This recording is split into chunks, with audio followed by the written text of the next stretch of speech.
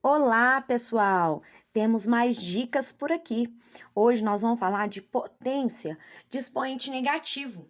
Então, eu trouxe aqui alguns exemplos de expoente positivo e um de expoente negativo, para vocês verem a diferença. Quando eu tenho 2 ao cubo, é 2 vezes 2 vezes 2. 2 vezes 2, 4 vezes 2, 8. E quando eu tenho expoente negativo, Simone, como que eu faço? Gente, o expoente negativo, a ideia é a mesma. Só que antes de eu fazer a multiplicação sucessiva, eu vou inverter a base. Como assim? Aqui eu tenho o 2 inteiro, mas eu sei que o denominador 1 fica ali escondidinho. Então, se eu falo que eu vou inverter a base, o que é inverter uma base? Eu trocar o denominador, agora ele vai ser numerador, e o numerador vai ser denominador. A partir do momento que eu troquei, que eu inverti a minha base, o meu expoente fica positivo. E agora eu resolvo normal. Quanto que é 1 ao cubo? 1 vezes 1 vezes 1. Continua sendo 1. E 2 ao cubo? Aqui nós fizemos, 2 ao cubo é 8. Então, 2 elevado ao cubo é 8. E 2 elevado a menos 3, quando o meu expoente é negativo, a minha resposta vai ser uma fração. Certo? Simone, mas e quando a minha base for um número negativo? Gente, o processo é o mesmo. Eu tenho aqui um número inteiro, ele terá um denominador 1, porque 4 dividido por 1 continua sendo 4, então não influencia em nada. Eu vou inverter a minha base, só que meu sinal continua sendo negativo.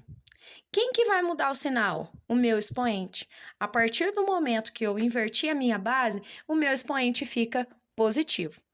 Como agora eu vou precisar de aplicar aquela propriedade que nós já falamos aqui no canal. Se eu tenho expoente ímpar, a minha resposta vai ser negativa.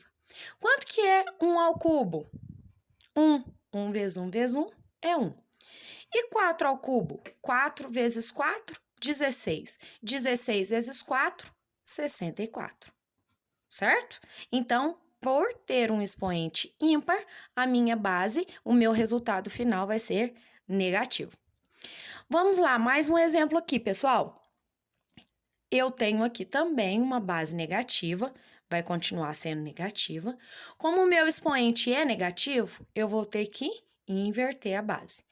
Inverti a minha base, agora o meu expoente fica positivo.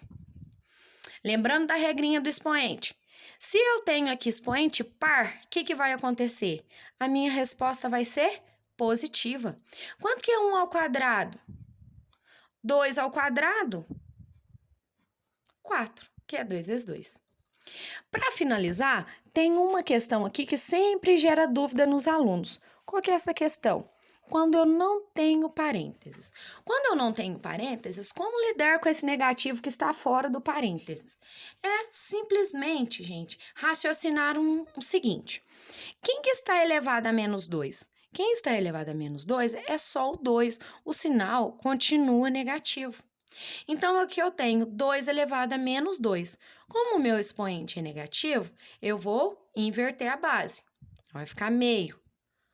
Só que agora, esse vai estar elevado ao quadrado. Como está elevado ao quadrado, o negativo não está elevado ao quadrado. Tá vendo que eu coloquei parênteses aqui, ó? O negativo não está elevado ao quadrado. Ele continua sendo uma resposta negativa. 1 ao quadrado, 1 vezes 1, 1. 2 ao quadrado, 2 vezes 2, 4.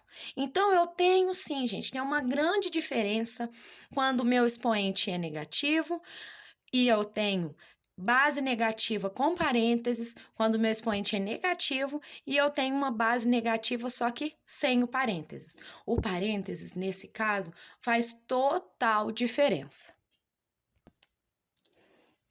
E quando, pessoal, eu já tenho uma fração elevada a um expoente negativo.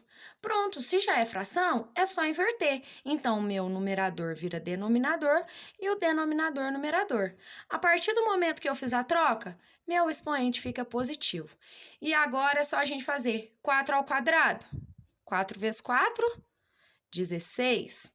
3 ao quadrado, 3 vezes 3, 9. Certo? Então, quando for fração, é simplesmente inverter. Vocês não podem confundir a inversão com o oposto. Por exemplo, o oposto de menos 2 é mais 2. E o inverso de menos 2 é menos meio. O inverso é quando eu troco o numerador com o denominador. E o oposto é quando eu troco os sinais. Certo? Até mais!